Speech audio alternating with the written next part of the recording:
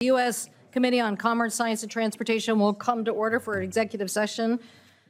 We are here to consider 11 important bipartisan bills. We will consider the Orbital Sustainability, or Orbits Act, which will jumpstart the technology development we need to address the serious problems of orbital debris that threatens our scientific satellites, human space exploration, and commercial space services. I want to thank Senators Hickenlooper, Lummis, Wicker, and Sinema for their leadership on this legislation. We will next consider the Combating Human Rights Abuses, led by Senator Peters and Lummis. This bill confronts human rights abuses around the world, particularly those suffered by the Uyghur population in China. And by providing training and guidance to the Commerce Department employees, we will equip them to combat violence globally. Next, we will advance the bipartisan National Manufacturing Advisory Council for the 21st Century Act, led by Senator Peters and Baldwin, to create an annual manufacturing council based on the Department of Commerce to advise Congress on how to ensure U.S. maintains its global leadership in manufacturing. This council would act as a bridge between the private sector and federal government on manufacturing issues. And I personally believe, looking at my own state, that the advent of the information age and advancements in information technology and the bill that we passed on chips and science is really helping us bring back a lot more manufacturing to the United States and create more high-wage jobs. I'm pleased to join Ranking Member Cruz in the Ticket Act, which will bring transparency and fairness to event ticketing, required that sellers disclose the total ticket price up front. I thank Senator Cruz for the legislation, and puts an end to hidden fees. This price will say exactly what you will pay. Some of my colleagues have raised concerns about speculative ticket pricing. I know our colleague, Senator Klobuchar, has been a leader, and I want to work with her and others to ensure that in the future, venues who have to fight against the scourge of people trying to pretend that they're selling tickets to their venue, that we actually stop that practice in the future. The Launch Communications Act provides U.S. commercial space launch industry with streamlined access to radio frequency spectrum needed for safe and efficient launches. I want to thank Senator Schmidt and Hickenlooper for this legislation, which will help ensure the United States remain a global leader in commercial satellites.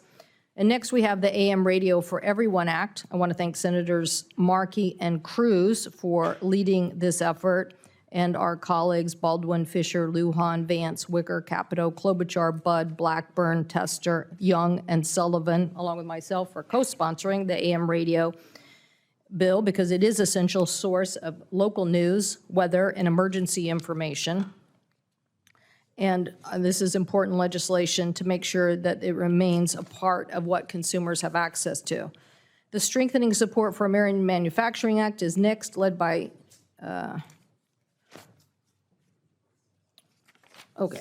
We'll also consider the American Civil Liberties Act, introduction by Senators Klobuchar and Thune.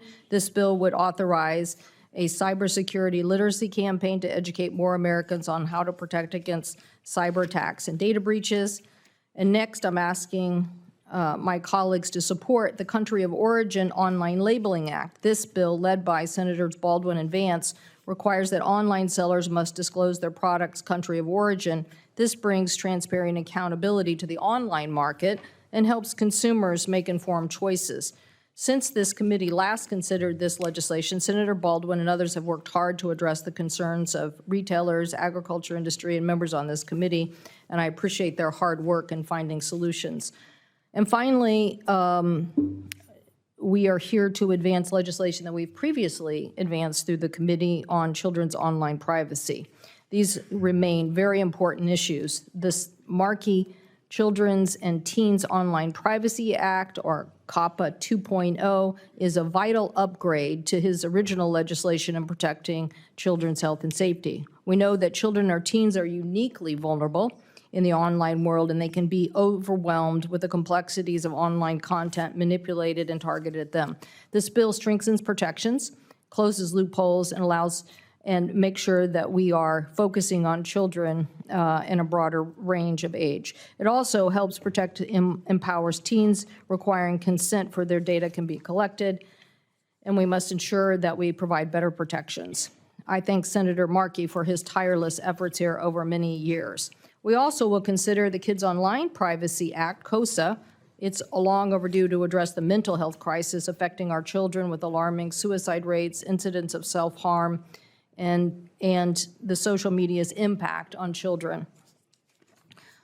We have listened to many parents about their support of coastal legislation and making sure that parents are empowered with tools they need to help protect the well-being of their children. This bill also demands accountability from online platforms, requiring them to prioritize safety and respond to parents. Parents want to make sure that they have the tools at hand. I've heard some advocates, particularly in the LGBT community, about continuing concerns of this legislation. We will continue to work with them on this. This bill isn't the last of privacy issues that we will consider in this committee, and we hope that when we return in September, we will be considering many more other issues related to this as well. So now I'll turn to Senator Cruz for his opening statement.